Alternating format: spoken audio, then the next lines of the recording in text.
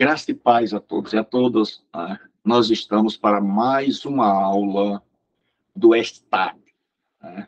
É o Seminário Teológico à Distância, aquele seminário criado para pessoas que não podem estar presencialmente de segunda a sexta em um seminário, mas que gostariam de estudar a palavra de Deus de forma séria, bíblica. Então, eu sou o professor Gilberto. Nós estamos estudando a doutrina dos anjos, conhecida como angelologia. Hoje é a nossa quarta aula. Então, você também pode se matricular conosco.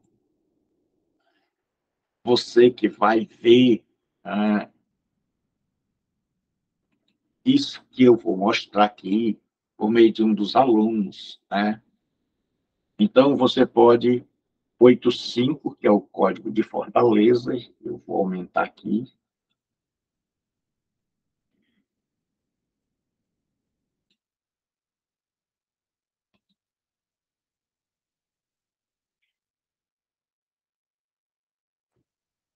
85 é o código de Fortaleza, aí todo número agora tem 9, aí 8938 0246. 8938 0246 é o número para você fazer a sua matrícula. Então, você pode ligar para esse número, mandar uma mensagem no WhatsApp para este número que você está vendo aqui na tela, 8938-0246, e você vai se matricular. Então, nós estamos aqui no nosso curso básico. Nós vamos hoje dar continuidade ao estudo da doutrina dos anjos. Então, nós vimos que os anjos são seres criados, que eles têm um caráter maravilhoso, e nós vimos que houve um período probatório, ou seja, em que os anjos estavam sob provas para saber se ficariam ou não em obediência a Deus, e que esses anjos, uma boa parte se rebelou, mas a imensa maioria ficou do lado de Deus. Então, os anjos foram divididos em dois grupos. Aqueles que ficaram do lado de Deus são os anjos bons, eleitos, santos, e aqueles que seguiram a Satanás. E aí nós vimos a queda de Satanás, antes do seu estado original, e começamos a ver, na aula passada, a relação, a atividade de Satanás em relação aos ímpios. Nós vimos que ele cegou o entendimento. A pessoa não consegue compreender o Evangelho de Cristo. E hoje nós vamos ler. Sabemos que somos de Deus e que o mundo inteiro jaz no maligno. Seu nosso Deus e Pai, nós colocamos a nossa vida diante do teu altar e pedimos que nos ajude. Pedimos que nos instrua, que nos proteja, que nos dê da sua graça. Porque nós somos carentes, meu Deus, da tua bênção, da tua graça, da tua direção. Seja conosco, Pai. Em nome de Jesus eu te peço, ore e agradeço. Então, a Escritura diz que o mundo, essa sociedade sem Deus, está deitado como morto. Que esse mundo, essa sociedade sem Deus, jaz no maligno. Está completamente dormente, está completamente insensível, está completamente controlada, dominada, influenciada pelo maligno. Mas, além de cegar o entendimento e de ter as pessoas em seus braços, ele prende aqueles que não se converteram em suas armadilhas. Diz assim, Paulo, dando instrução ao pastor Timóteo, ele diz assim, ao jovem pastor Timóteo, e tornarem a despertar, desprendendo-se dos laços do diabo em que a vontade deles estão presos. Então ele diz assim, Paulo diz, olha, Timóteo, exorta esse povo, prega, anuncia o evangelho e faça isso com paciência, esperando que Deus haja e que eles venham despertar, desprendendo-se dos laços do diabo. Então, as pessoas que seguem os padrões desta época, desta era que a gente chama mundo, elas estão presas pelos laços do diabo. Seus valores são os valores egoístas, diabólicos. E por isso eles estão presos e não conseguem ver outra coisa, enxergar outra coisa que não seja lucro, ver outra coisa que não seja poder. E aí Paulo diz que eles estão presos nos laços do diabo. O diabo coloca na cabeça das pessoas que a prioridade é a beleza, é a fortuna, é a boa casa. E aí as pessoas colocam isso como prioridade e elas vão esquecendo das eternas, daquelas coisas que não se desintegram, que não se desgastam, que não se corrompem. E aí Paulo diz, olha, tenha paciência, instrua, para que eles tornem a despertar, desprendendo-se dos laços do diabo. Quanta gente há nesse mundo presa? Prisão sem algema visível. Pior tipo de prisão. Prisão onde aquela que estão presos não se veem como presos, mas como livres. E aí a Bíblia diz que o diabo engana o mundo todo. E foi precipitado o grande dragão, a antiga serpente chamada Diabo e Satanás, que engana todo o mundo. Ele foi precipitado na terra e os seus anjos foram lançados com ele. Outra coisa que o diabo faz é enganar o mundo. Ele disse a Jesus, tudo isso te darei se prostrar e me adorar, todos os reinos do mundo.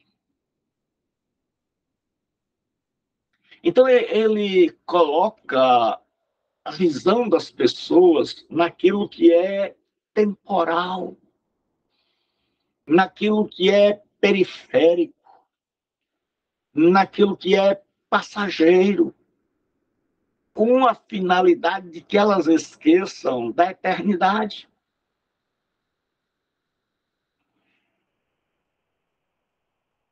E assim ele engana. Ele faz com que as pessoas não tenham tempo para Deus. Eles fazem elas crerem que são boas, que são filhas e filhos de Deus. E aí ele vai enganando as pessoas até que elas venham a perecer. E ele tira a palavra, muitas vezes, que foi colocada, semeada, plantada no coração das pessoas. Jesus disse: e os que estão junto do caminho, estes são os que ouvem, e depois vem o diabo e tira-lhes do coração a palavra, para que não se salvem. Então, quanta gente que ouviu o evangelho, compreendeu a mensagem do evangelho, de que precisava ser salvo, alcançado por Jesus, se arrepender, colocar sua fé nele, na sua obra salvífica, salvadora. Mas aí vem o diabo e cria um monte de problemas. Faz com que essa pessoa olhe para os líderes religiosos, para pessoas religiosas, para os defeitos, para as coisas que são escândalos, para as pressões do mundo. E aí o que acontece? Esse evangelho que tinha entrado na mente não desce para o coração. A pessoa esquece ou coloca outra coisa em primeiro lugar. E aí Jesus vem o diabo e tira a palavra. Ele opera nos filhos da desobediência. Em que no outro tempo andastes? Paulo falando aos irmãos de Éfeso. Éfeso era uma cidade altamente satanista, de magia, de feitiçaria, de idolatria, de prostituição. E Paulo disse: outrora vocês eram assim. Vocês andavam segundo o curso deste mundo. Vocês eram dominados pelo príncipe das potestades do ar. O espírito que agora opera nos filhos da desobediência. Então, todos aqueles que desobedecem à palavra de Deus são aqueles em quem o diabo está agindo, operando.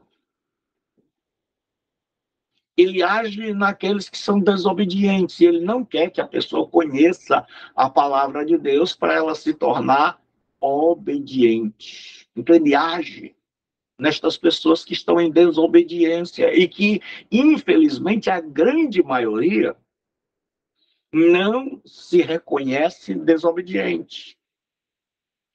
E outra obra dele é que ele utiliza falsos ministros, falsos líderes religiosos. E aí Paulo vai falar, nos dias de Paulo já acontecia isso, então não é nada novo, né?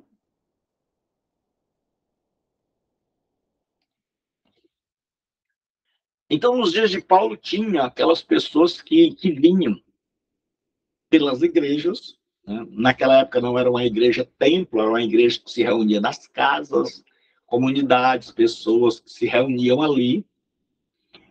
Então, Paulo diz assim: porque tais falsos apóstolos são obreiros fraudulentos, transfigurando-se em apóstolos de Cristo. Paulo está orientando a igreja de Corinto. Chegou um grupo de pessoas lá, auto-intituladas apóstolos. E Paulo diz que eles são pseudos, são falsos, são obreiros fraudulentos, transfigurando-se em apóstolos de Cristo. O que é impressionante é que o herege, aquele mal, o herege no sentido de ensinador de doutrina que destrói a alma,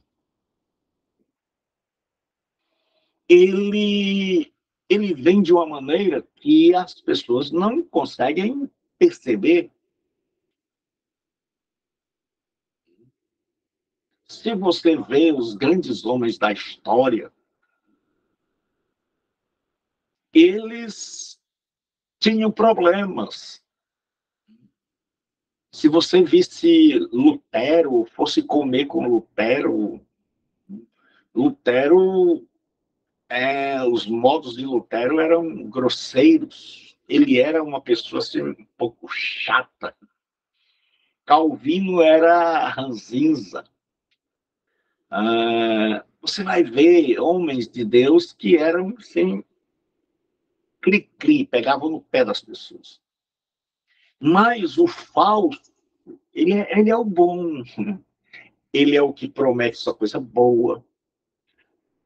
Ele é aquele que só cuida das coisas do mundo, ele não pensa em coisas celestiais. Ele fala de grandezas. Então, Paulo diz assim: olha, pessoal, chegou aí falsos apóstolos, obreiros fraudulentos, e diz assim: e não é de maravilhar, porque o próprio Satanás se transfigura em anjo de luz. Então, Paulo diz: olha, pessoal, não é para vocês ficarem admirados com estas pessoas que chegaram aí, que são falsos, que são perniciosos, porque o próprio diabo se transfigura. Ou seja, ele muda a figura para enganar. Ele não vem o diabo, ele vem com um anjo de luz. Então, o diabo é muito mais perigoso quando ele age como um ser de luz. E quanta gente, né, não foi guiada ou é guiada por um ser de luz. E ela nem sabe que de luz esse ser só tem o nome. Aí ele diz assim: não é, pois que os seus ministros se transfigurem em ministros da justiça. Então, Paulo diz: olha, eles estão seguindo o Senhor Deus. Eles estão fingindo. Que nós temos de líderes religiosos hoje, fingidos. E como é que a gente sabe, Jesus disse: você conhece a árvore pelo fruto. O fruto denuncia a árvore. O fruto diz se a árvore é uma mangueira, um cajueiro, uma abacateira, uma laranjeira. Antes de dar fruto, ninguém sabe direito o que é. Mas o fruto diz. E os ministros de Deus, eles estão preocupados com o nosso bem-estar eterno. Deus está preocupado com o nosso bem-estar eterno. O diabo sabe que o ser humano é essencialmente religioso. Mas ele vai procurar líderes segundo a sua humanidade caída. Líderes que não falem de arrependimento. Líderes que não falem de pecado. Líderes que não exijam renúncia. Líderes que os incentivem em seus caminhos tenebrosos. Que falem de grandeza, de riqueza, de tudo que é deste mundo e que esqueçam o principal. Falar da pessoa melhorar financeiramente não é errado. Falar de que a pessoa pode ter uma boa casa não é errado. Mas esquecer de que o nosso lar não é aqui, que Jesus disse: vós não sois do mundo, como eu do mundo não sou, é uma coisa terrível. Então o diabo ele semeia dentro das religiões, dentro da igreja, líderes que de Deus não tem nada. Ele inspira ações malignas, coloca no coração das pessoas ações para realizarem ações malignas.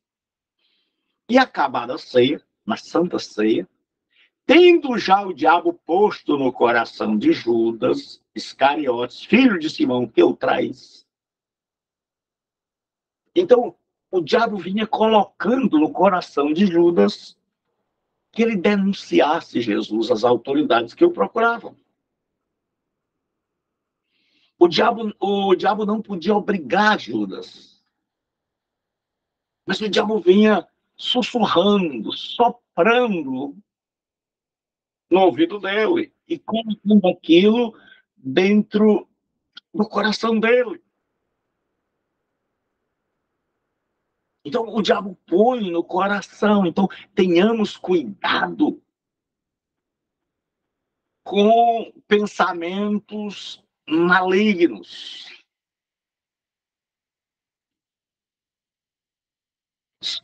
Peçamos a Deus que sonde os nossos corações. Porque o diabo tem esse poder de colocar no coração das pessoas ações malignas. E foi isso que ele fez com Judas, e depois esse tentou se arrepender e não conseguiu mais. Ele prepara o mundo para receber o anticristo. A Bíblia fala de um líder político mundial que há de vir e no futuro, e que o mundo o receberá. Aí diz assim no Apocalipse: então será revelado o iníquo. Iníquo aqui é anomos, é sem lei. O anticristo será alguém que não conhece regras, que não tem lei. Nós vivemos uma sociedade sem limites. Uma sociedade onde é proibido proibir. A quem o Senhor desfará pelo assopro da sua boca e aniquilará pelo esplendor da sua vinda.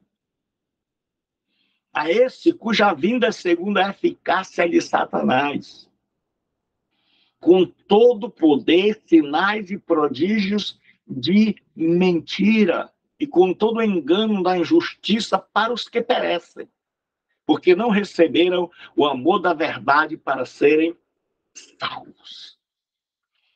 Então, Paulo diz que estas pessoas que ouviram o evangelho e que não se interessaram por ele, não deram bola, não acreditaram, vão ouvir o anticristo. E diz que o anticristo virá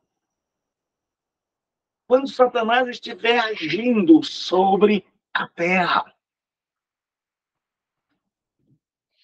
antes da vinda de nosso Senhor Jesus Cristo. E ele diz: e com todo engano da injustiça para os que perecem, para aqueles que estão alienados de Deus, que tem PhD antes do nome, PhD, pós-doutorado, mas na área espiritual são profundos analfabetos e ignorantes. Ele diz: não receberão o amor da verdade, então receberão o anticristo. O evangelho, a Bíblia diz lá em Ezequiel e no Apocalipse que é como um livro que o anjo mandou os dois comerem, tanto João como Ezequiel, e diz que na boca ele era doce, mas quando chegou no estômago era amargo. O evangelho é assim, ele tem esse poder doce de salvar, mas também tem esse poder amargo de condenar. Uma vez que o evangelho é pregado, ele não tem mais volta. Ele salva. O grande problema é que muita gente não entendeu ainda é que o evangelho não só salva. O evangelho é como uma espada de dois gumes, ele salva e ele condena. Jesus diz: quem crê ide por todo mundo, pregar o evangelho a toda criatura. Quem crê será salvo, quem não crê será condenado. Então, na hora que o evangelho é pregado, quem crê, quem coloca nele a sua confiança é salvo. Mas quem rejeita, condenado. Então, o mesmo evangelho que salva o que crê, é o mesmo evangelho que condena o que não crê. E aí nós vimos o que ele faz em relação aos não cristãos. Agora vamos ver o que ele faz em relação aos crentes. Qual é a ação dele? Armas ciladas. Paulo diz assim: revestido de toda a armadura de Deus para que possais estar firmes contra as astutas ciladas do diabo. Astutas, ciladas planejadas. Paulo está em Éfeso, escrevendo a Éfeso. E em Éfeso era uma cidade, como eu já disse, muito mágica, satanista, envolvidas com espíritos maus. E Paulo estava, nesta época, provavelmente preso. E ele está vendo os soldados romanos fazendo seus exercícios diários. Ele percebe que eles têm uma armadura, peças, né, de guerra que vão desde a cabeça, o capacete, até os pés, a sandália e prego. Então, Paulo diz, olha, revestido, assim como o soldado, quando vai à guerra, coloca uma armadura, vocês devem colocar para que vocês possam estar firmes contra as astutas ciladas do diabo. O diabo não é bobo. Ele deseja tragar o cristão. Pedro diz assim, sede sóbrios, vigiai, porque o diabo, vosso adversário, anda em derredor, bramando como leão, buscando a quem possa tragar. Então, Pedro usa aqui a figura do leão. Ele diz que ele faz o símile, que é como, né? E aí ele diz o seguinte, ó, é como se o cristão estivesse num caminho, numa estrada, e lá na floresta, por entre as árvores, tivesse um leão espreitando, um leão procurando uma vítima, um leão agachado, um leão camuflado. Aí ele diz assim, buscando a quem possa tragar. Então o diabo é comparado a um leão que procura uma presa fácil.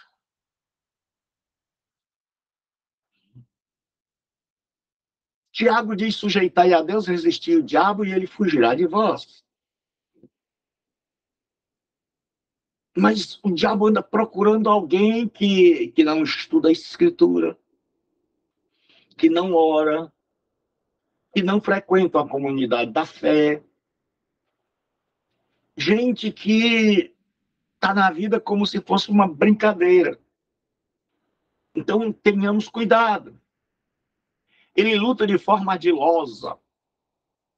E Paulo diz assim, a quem perdoardes alguma coisa, também eu perdoei. Porque o que eu também perdoei, se é que tenho perdoado, por amor de vós o fiz na presença de Cristo. Para que não sejamos vencidos por Satanás, porque não ignoramos os seus ardis. Então, há um problema na igreja de Corinto, que é um homem que vivia com a madrasta, e ele foi excluído da igreja. Depois, na segunda carta, há uma série de problemas por causa deste homem.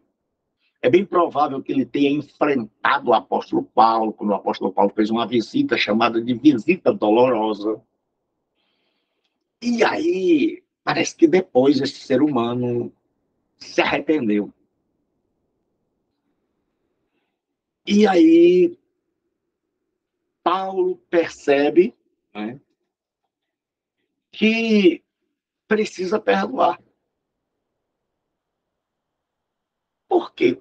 Provavelmente, como qualquer ser humano, aquele homem, em primeiro lugar, colocou a igreja, colocou uma taxa pejorativa da igreja.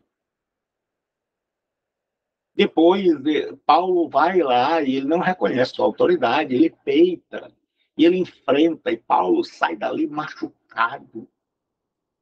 O povo não fica do lado de Paulo para respaldar sua autoridade.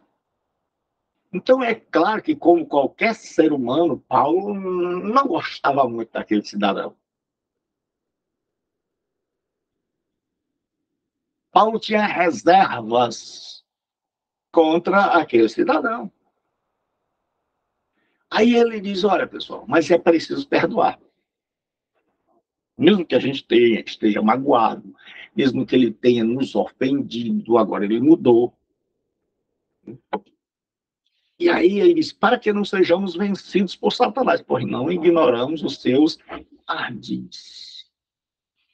Então ele diz: olha, se vocês perdoaram, esse homem mudou? Mudou, Paulo. Então vocês perdoaram? Perdoaram. Perdoamos, Paulo. Então eu também perdoo. Porque os irmãos queriam o aval de Paulo para talvez reintegrar aquele homem à comunidade. E Paulo diz: olha, se eu não perdoar, eu vou ser vencido por Satanás. A mágoa vai ser maior, a raiva vai ser maior. Eu não estarei agindo como um cristão. E esse homem pode se perder, e o diabo pode aproveitar-se disso para ganhar. Pode aproveitar isso, do jeito que ele é ardiloso, esperto, e ele pode inculcar na cabeça dessa pessoa que a gente não perdoa. Pode inculcar na cabeça da sociedade que nós não perdoamos, então vamos perdoar, porque nós sabemos do que o diabo é capaz. Então nós temos que ter cuidado com as nossas atitudes, com as nossas decisões, sempre pensando que o diabo pode usar contra nós e contra o trabalho do reino de Deus na terra, as nossas atitudes. Então, tomemos cuidado para que não sejamos vencidos, às vezes por causa da nossa intransigência. Aí Paulo diz que ele procura um lugar na vida do cristão. É como se a vida do cristão fosse um terreno que foi conquistado.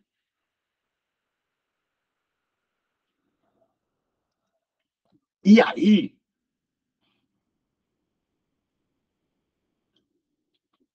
Paulo diz: olha, o terreno da vida de vocês já foi conquistado. Então ele diz assim: não deis lugar ao diabo. Não deis lugar ao diabo.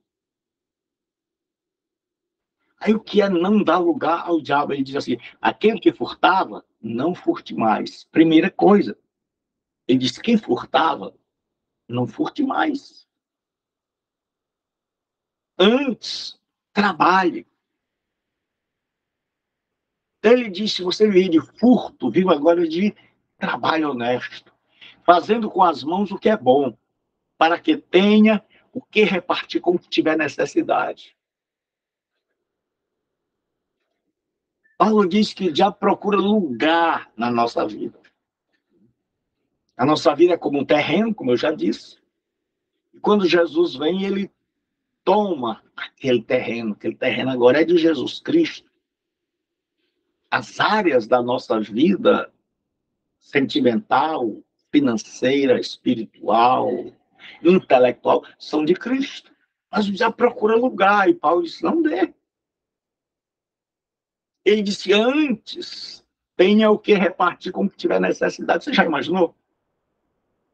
Alguém que lesava os outros, que prejudicava os outros, furtando, agora é alguém que abençoa. Não saia da vossa boca nenhuma palavra torpe, saprosa, imunda, mas só que for boa, para promover a edificação, para que dê graça aos que a ouvem. Então ele diz, primeiro, não fale coisas ruins, malignas. Segundo, fale coisas que edificam, que constroem. E terceiro, que dê graça. Que as pessoas que ouvem saiam dali abençoadas. Outra coisa que o diabo faz no meio dos cristãos, em relação aos cristãos, é que ele usa pessoas, principalmente do sexo feminino, não tem nada aqui contra as mulheres, e são desviadas, que nunca compreenderam o evangelho, mas que são usadas. Então, Paulo diz, tenha cuidado. Hoje nós temos, dentro das religiões e da Igreja de Cristo, tanto homens como mulheres que nunca conheceram o evangelho, mas que, por vários meios, conseguiram entrar, fazer parte da comunidade terrena. E Paulo diz assim, ó, e além disso, aprendem também a andar ociosas de casa em casa. O que Paulo está falando aqui? Paulo, ele tinha a parte social da igreja. Então, nos dias de Cristo, a viúva era uma mulher desamparada, porque naquela época a mulher não trabalhava, então ela vivia do marido. É por isso que no mundo da Bíblia, a mulher ou era uma mulher casada, ou ela era filha e tinha um pai para sustentar, ou ela tinha que buscar um amante. Porque ela não tinha trabalho como hoje. Então, alguém tinha que sustentar. E aí, quando as mulheres ficavam viúvas e elas não tinham filhos, era uma luta. Então, a igreja da época resolveu abençoar essas senhoras. Paulo fez uma lista de viúvas, deu critérios para que essas viúvas fossem para essa fila. Ele diz que elas têm que ter mais de 60 anos, porque aí elas já eram pessoas idosas. E ele diz, ó, rejeite as mais novas, não coloque-as. Aí ele vai dizer por quê. Aí, além disso, aprendem também a andar ociosas e de casa em casa. Aquelas mulheres, se elas recebessem ajuda financeira da igreja, ele diz, olha, todas as que receberam isso, passaram a andar ociosas, sem fazer nada, e andando de casa em casa. Ele diz, e não só ociosas, mas também paroleiras, ou seja, contadoras de histórias, que a gente chama de fofoqueira, e curiosas, falando o que não convém. Esse falando o que não convém aqui, muitas vezes era levando o ensino dos falsos mestres, que Paulo estava combatendo.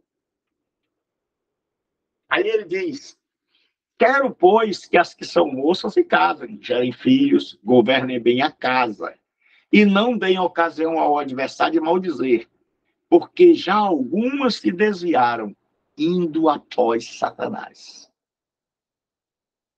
Então, muitas se desviaram, não tinham o que fazer. E aí, caíram no ensino dos falsos mestres. E deixaram a verdade. E Paulo diz, olha, estas se desviaram e foram após Satanás. Então, uma mulher que está na igreja tem que ter muito cuidado. Principalmente se ela, em determinado tempo, ficou solteira. Por falecimento do marido, por abandono. Tem que ter cuidado para não dar vazão aos seus desejos, para não se tornar uma presa fácil dos sedutores que aproveitam. Então, Paulo diz, não dê ocasião ao adversário. Então, quanta gente que está hoje frequentando a igreja e que está carente e que está sozinha.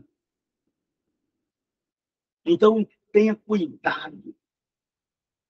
Tenha cuidado, porque os falsos mestres, eles procuram estas pessoas que muitas vezes estão machucadas,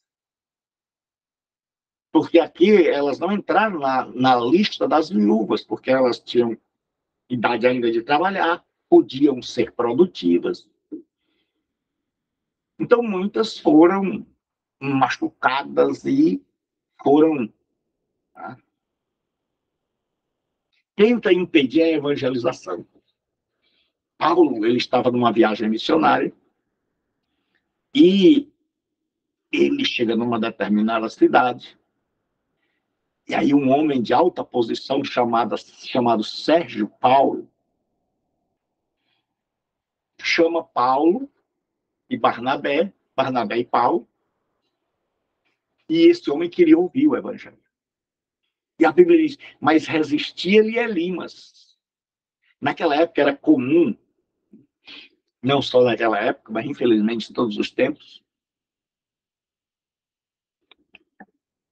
nas cortes reais, nos governos, ter um mago, um feiticeiro, uma pessoa que dava orientações espirituais. E esse procônsul Sérgio Paulo, ele tinha esse tal de Elimas. E aí, quando Paulo vai pregar o evangelho, esse Elimas fica louco. Porque ele está vendo o emprego dele ameaçado. Se esse homem crê no evangelho, e é isso que muita gente tem raiva. Muita gente que tem raiva do evangelho é porque sabe que o evangelho vai desmascará-lo. Que o evangelho vai acabar com a mamata. Que o evangelho vai tirar as pessoas que enricavam as pessoas com os vícios, os mais variados. Então, muita gente tem raiva do evangelho, porque o evangelho liberta destas coisas e faz com que eles percam dinheiro. E aí aquele homem fazia de tudo para impedir, para contradizer, para botar dificuldade. E aí Paulo disse, ó filho do diabo, cheio de todo engano e de toda malícia, inimigo de toda justiça, não cessará de perturbar os retos caminhos do Senhor? E disse, você vai ficar cego. Aquele homem ficou cego e o procônsul se converteu. Mas o diabo não quer que as pessoas entendam o evangelho. Ele não quer, então ele faz de tudo. Ele põe obstáculos. Nós, porém, irmãos, sendo privados de vós por um tempo, de vista, mas não do coração, tanto mais procuramos com grande desejo ver o vosso rosto. Por isso, bem quisemos uma e outra vez ir ter convosco, pelo menos eu, Paulo, mas Satanás nos impediu. Paulo tentou ir a Tessalônica. Paulo chegou em Tessalônica, ganhou pessoas da sinagoga, e os judeus botaram Paulo para fora de lá, perseguiram. E em Tessalônica, Paulo teve que assinar, os irmãos tiveram que assinar um termo para serem soltos, de que Paulo não retornaria à cidade.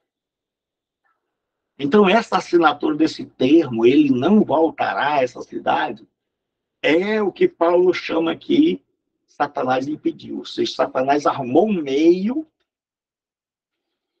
para que eu não possa voltar àquela cidade. Não é que ele botou um capeta na frente de Paulo para impedir, não.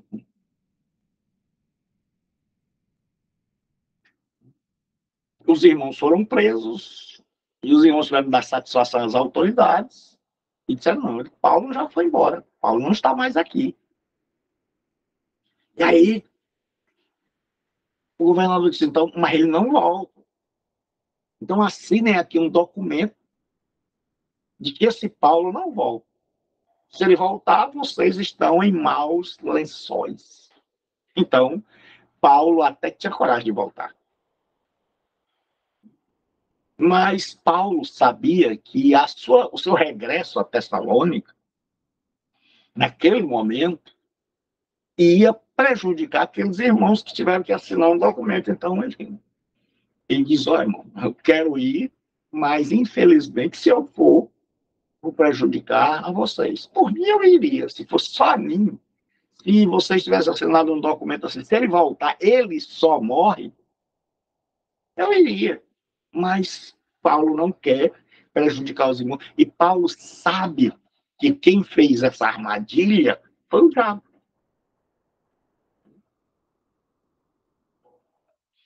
Ele busca permissão para testar os cristãos. Ele não pode fazer nada sem permissão. Disse também o Senhor, Simão, Simão, né? Eis que Satanás vos pediu para vos cirandar como trigo. O que era cirandar? Era passar pela peneira. Então, naquela época, as pessoas pegavam o trigo, batiam no trigo para o grão ser separado da palha, e aí eles colocavam numa peneira e jogavam para o alto. Então, o vento levava a palha e dentro da peneira ia ficando só o trigo. Então, o diabo pediu para fazer isso com Pedro. E Jesus diz na continuação, mas eu roguei para que a tua fé não desfaleça. Alguma pergunta, pessoal? Sim ou não? Não, pastor. Então, vamos lá. Agora, demônios ou espíritos imundos. Então, nós vimos os anjos bons, os anjos maus, Satanás, sua queda, seu trabalho em relação aos maus, em relação aos cristãos. E agora nós vamos para aqueles que servem ao diabo. A origem dos demônios. Quando a gente estuda, lembremos que aqui é um curso base. Então, num curso base, nós não entramos nas discussões, na maioria das vezes filosóficas, sobre essas coisas. Então, nós não vamos entrar aqui por ser um curso básico. Mas os demônios são anjos caídos. E aí nós vamos ver alguns textos assim. E a anjos, os que não guardaram seu estado original, mas abandonaram seu próprio domicílio. Então, houve anjos que se rebelaram contra Deus, que não se mantiveram em seu estado original. Mudaram. Abandonaram o céu, né? Seu domicílio. Ele tem guardado sobre trevas em algemas eternas, para o grande dia do juízo. Né? Então, a corrente que nós vamos defender aqui é que os demônios são anjos caídos, não de uma raça pré-adâmica e não oriundo da queda dos Nefilim. Então vamos lá. Esses anjos caídos, né, esses seres, eles conhecem a Jesus. Um dos argumentos usados para que esses sejam anjos que caíram, que se rebelaram contra Deus, é que esses seres conhecem a Jesus. Assim, falando de Jesus, e curou muitos que se achavam enfermos de diversas enfermidades e expulsou muitos demônios. Aqui vale ressaltar que a Bíblia fala de enfermidade e de demônios. Porque existe muita gente nas igrejas que confunde a situação. Que acha que tudo é ação demoníaca. E não é. Quando a Bíblia registra uma possessão demoníaca parecida com uma doença, é porque aquilo ali é a exceção e não a regra. Vou repetir, é porque ali é a exceção e não a regra. É para uma pessoa cair espumando, né? Parecendo uma crise convulsiva de alguém que tem uma doença convulsivante. A pessoa que toma Gardenal. Então, o que acontece? Muita gente pensa que toda pessoa que tem epilepsia tem demônio. Não. Quando a Bíblia mostra que Jesus curou e disse que aquilo ali era efeito de um demônio, não quer dizer que toda pessoa que cai, que começa a espumar pela boca, que ela tem um demônio. Não. No cérebro do ser humano tem uma espécie de duas anteninhas que, infelizmente, algumas pessoas, estas anteninhas, elas ficam muito próximas. Então, quando encosta uma na outra, a pessoa convulsiva, ela entra em convulsão.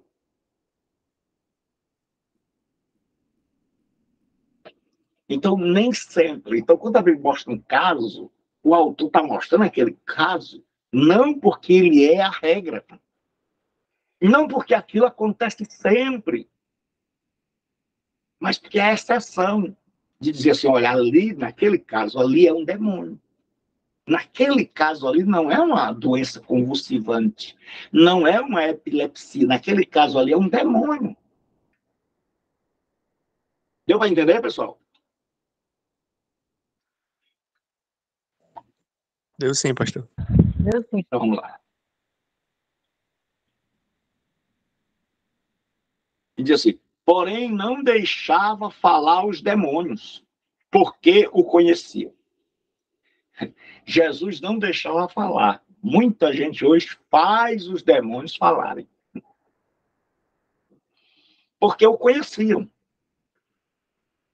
De onde é que esses seres conheciam a Jesus? E estava na sinagoga um homem que tinha um espírito de um demônio imundo.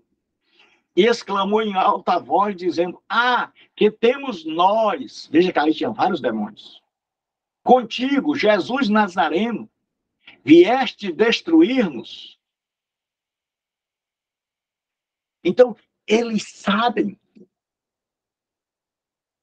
que Jesus um dia virá para destruí-los. Aí eles dizem assim, bem sei quem és,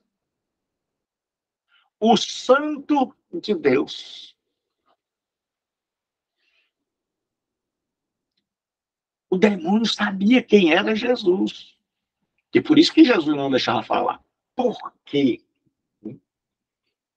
Porque quem convence é o Espírito Santo e não o diabo. O judeu podia ouvir, rapaz, mas o demônio está dizendo que ele é o santo de Deus. E ser tentado a acreditar em Jesus por causa de um demônio. Aí Jesus diz, cala a boca, fique calado, eu não quero a sua ajuda. E diz assim, e os espíritos imundos vendo prostravam-se diante dele e clamavam, dizendo, tu és o Filho de Deus. Veja, no inferno não tem ateu. No inferno todos creem. Crer é uma coisa, mas eles são inimigos de Jesus, eles não obedecem. Então não se iluda, crer em Deus não é muita coisa, quando destituído de confiança e obediência. Respondendo, porém, o espírito maligno disse, conheço a Jesus e bem sei quem é Paulo. Na cidade de Éfeso tinha muito demônio, como eu já disse, e o pessoal viu Paulo expulsando, e tinha lá os exorcistas, que eram aquelas pessoas que andavam atrás de demônio. Hoje tem ainda uns que são exorcistas, né? Dos dias modernos. Então, tinha os filhos dos sacerdotes que eles tinham esse trabalho de sair expulsando demônio de casa em casa, procurando. Até hoje ainda tem os filhos de céu. Eram filhos de um sacerdote. E eles usavam um monte de arte mágica, de fórmula, de fumaça, de incenso. E eles perceberam que Paulo não usava nada daquilo. Paulo dizia em nome de Jesus, vai embora. E aí um dia eles pensaram, vamos tentar. E aí disseram em nome de Jesus a quem Paulo prega. E o demônio disse, Paulo eu sei quem é. Jesus eu conheço. E Paulo eu sei quem é. Mas vós. Ou seja, conheço bem a Jesus e sei que ele é o Filho de Deus. Paulo está debaixo da autoridade dele. Mas nós estamos debaixo da autoridade de quem? Então tenha cuidado. Os demônios são numerosos. E perguntou, qual é o teu nome? Respondeu dizendo, Legião, meu nome, porque somos muitos.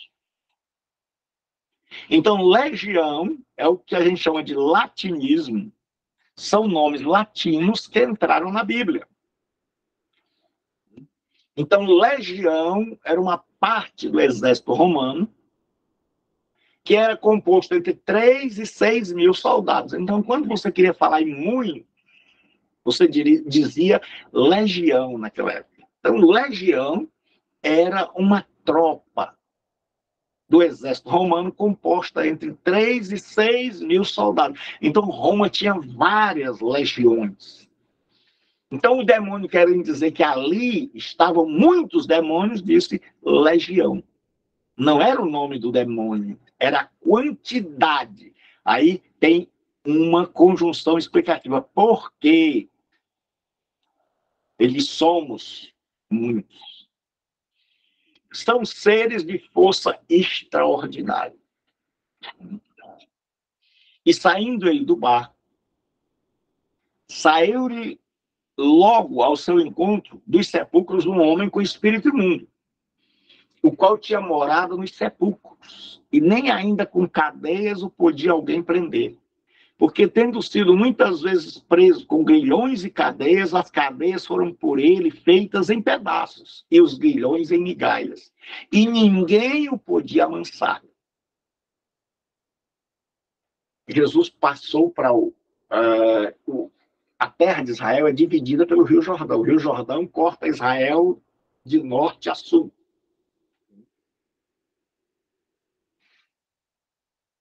E aí o que acontece? No leste, né, onde ficam ali as tribos de Gade, Ruben e Manassés, ali tem também os pagãos, os territórios pagãos. E esse é um dos momentos em que Jesus está num território pagão. E aí ele encontra um homem lá que vivia no cemitério. Isso já deixa as pessoas arrepiadas. E esse homem, o povo da cidade, já tinha feito tudo por ele.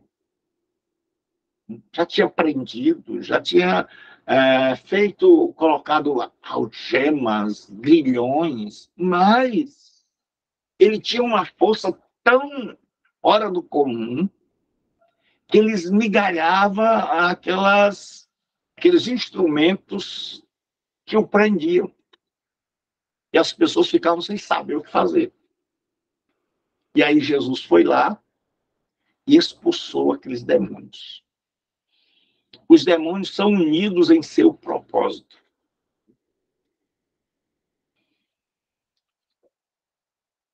Infelizmente, os cristãos são muitas vezes desunidos. Mas no reino do diabo não existe desunião. Diz assim: mas conhecendo eles os seus pensamentos, disse-lhes: todo reino dividido contra si mesmo será assolado, e a casa dividida contra si mesmo cairá. E se também Satanás está dividido contra si mesmo, como subsistirá o seu reino? É uma pergunta que Jesus faz. Pois dizeis que eu expulso os demônios por Beelzebul. Jesus está expulsando os demônios. E os judeus, principalmente os fariseus, dizem, ó, ele está expulsando pelo poder do maioral dos demônios. Aí Jesus faz uma pergunta.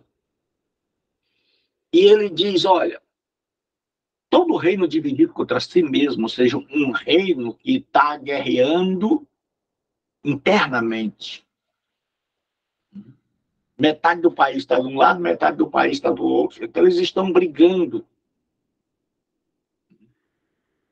Jesus diz, será assolado, vai ser destruído. Eles estão brigando contra eles mesmo, é o que a gente chama de guerra civil. Aí ele disse, e toda casa dividida contra si mesma, naquela época, casa, oikia, oikos, era família. Só que a família daquela época não era como a de hoje, era o pai, os filhos, as noras, os netos, os bisnetos, os tataranetos, ainda era um clã. E toda casa dividida contra si mesma cairá. Ele está dizendo, se dentro da família todo mundo começar a falar mal um do outro, a brigar, a se digladiar, vai cair. Aí agora Jesus diz, e se Satanás está dividido contra si mesmo, como subsistirá o seu reino? Então, Satanás não se divide. Satanás não fala mal dos demônios. Os demônios não falam mal um do outro. Eles são unidos no seu propósito. Alguma pergunta? Não, pastor. Então, o caráter dos demônios. A gradação de perversidade entre eles. O que é isso? Nem todos os demônios são iguais.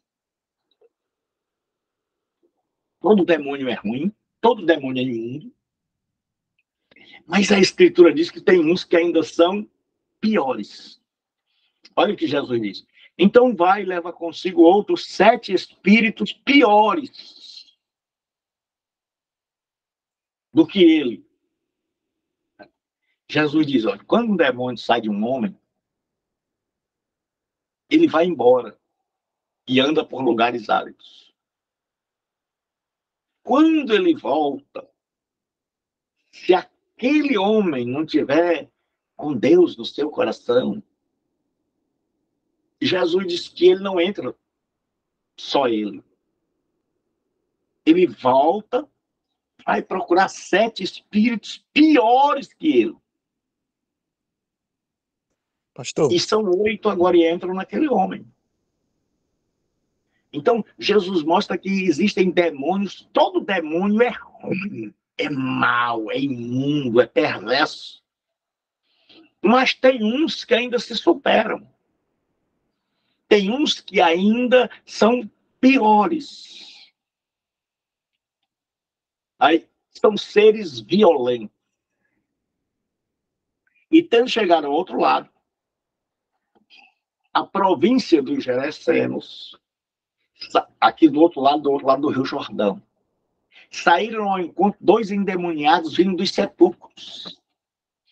Tão ferozes eram que ninguém podia passar por aquele caminho. Ninguém tinha coragem de ir por ali. Jesus foi. Então, os demônios são seres violentos. Então, tenhamos cuidado com a violência. Por isso, nós estamos em um mundo de violência, de tiros, de facadas, de agressões, de mortes, porque, infelizmente, as pessoas estão sendo usadas por esses seres malignos, são perversos. São seres perversos. E quando vem chegando o demônio, o derrubou e o convulsionou. Jesus, porém, repreendeu o espírito imundo e o curou o menino e o entregou a seu pai. E andava sempre de dia e de noite, clamando pelos montes e pelos sepulcros, e ferindo-se com pedras. Então, são dois casos onde você vê a perversidade. Quando o demônio chegou perto de Jesus e viu que ia sair, ele joga a pessoa no chão e aquela pessoa ficou dando um ataque de convulsão, porque ele é perverso. Ele gosta de ver as pessoas sofrerem. E no outro texto diz que aquela pessoa possuída pelo demônio, ela vivia ferindo-se. É o que se chamou de automutilação. Com pedras, cortantes, ela se cortava.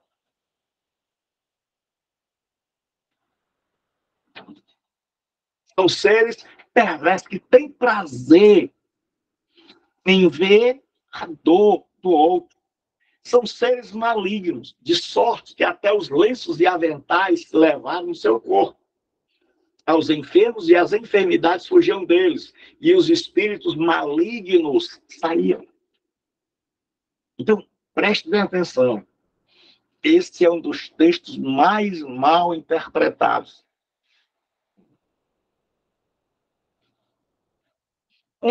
Uma prática só deve ser realizada na comunidade do povo de Deus, na igreja, se ela for referendada em mais de um texto.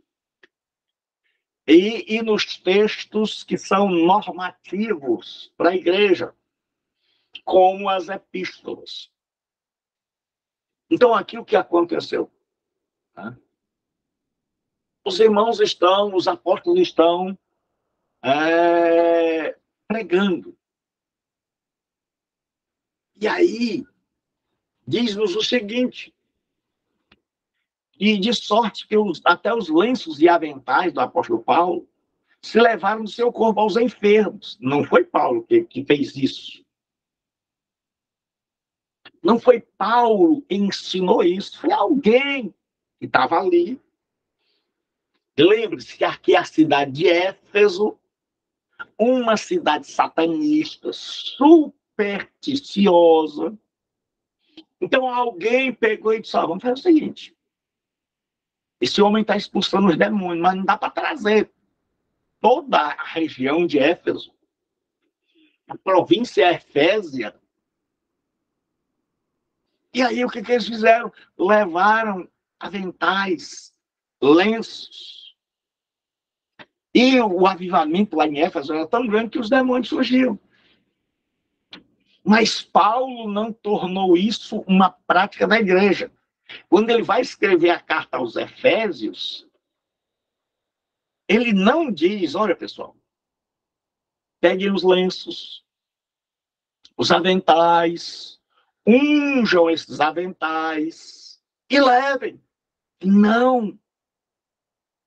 Ele não endossou esta prática, como muita gente faz hoje. Atos É um livro descritivo, ele está narrando a história. Tá dizendo, o autor está olhando e dizendo, olha, está escrevendo o que ele está vendo. Ele viu pessoas apanharem lenços, aventais do apóstolo Paulo e levarem para lugares distantes. E depois darem um testemunho, que as pessoas tinham sido libertas, curadas. Eu já vi lá na igreja mesmo, nós, no final do ano, a gente faz uma festa, e aí eu tenho por hábito de colocar uns lenços na mão das pessoas para terminar todo mundo cantando. Então a gente muitas vezes canta segura na mão de Deus, e aí as pessoas erguem aquele lencinho, e muitas vezes é um guardanapo. E aí um dia uma senhora chegou para mim, veio de uma outra cidade, participou da festa e foi embora. Depois ela voltou e disse, pastor, o senhor não sabe, tinha uma pessoa com câncer. E eu levei aquele lencinho daqui. E eu coloquei na parte cancerosa. E o senhor não acredita, aquela mulher ficou boa, aquela pessoa ficou boa. Você já imaginou se eu fosse usar isso? Dizer, olha, irmãos, aqui está dizendo uma senhora que está dando testemunho, que levou o nosso lenço, e a pessoa ficou curada. Não. Não há endosso da Bíblia para isso. Pode acontecer? Pode, Deus pode fazer qualquer coisa. Mas a igreja é regida pela Escritura e não pela experiência. Aqui é uma experiência de alguém que levou. Pastor? Diga-me. Tipo, não há doutrina, né? Não há um ensinamento da parte de Paulo que se refira a isso.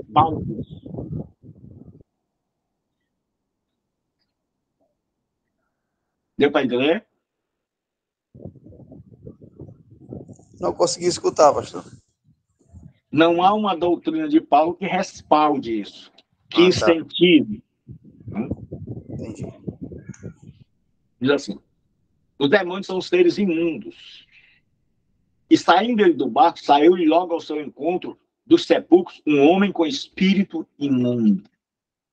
Então, tudo que é imundícia, tudo que é nojento, tem a ver com a ação desses espíritos. Os demônios são seres escandalosos. Então, nós devemos ter cuidado. Demônio gosta do que o pessoal chama de barraco,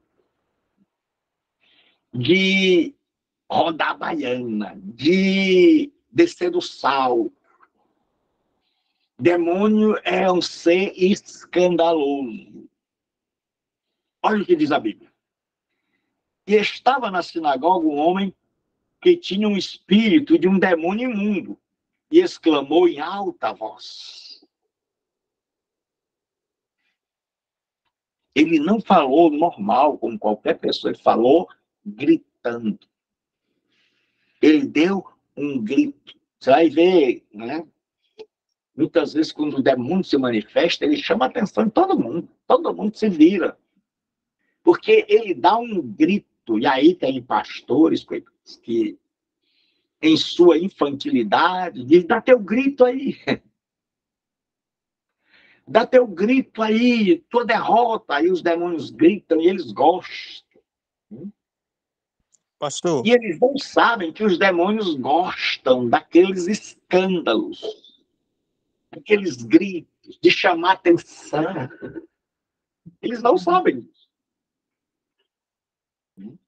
Aí assim, pois que o espírito imundo saiu de muitos os que o tinham, clamando em alta voz. Então, por isso que a Bíblia Sagrada diz que nós não devemos praticar gritaria. Porque os demônios são seres escandalosos. E os demônios são seres indecentes.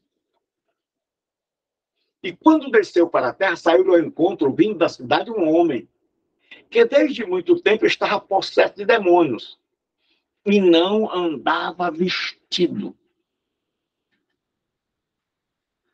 nem habitava em qualquer casa, mas nos sepulcros. No mundo judaico, só que essa daqui é uma daquelas cidades pagãs, no mundo judaico havia um cuidado muito grande com o vestuário, para que se não visse as vergonhas. Né? Vergonha é um eufemismo, é suavizar. É quando quer dizer órgão genital. Aí, ao invés de dizer órgão genital, o autor sagrado diz assim: use uma roupa que não apareça as suas vergonhas. Cuidado para você não andar nu. Porque para eles a maior vergonha era alguém andar aparecendo as suas partes íntimas. Mas os demônios aqui não.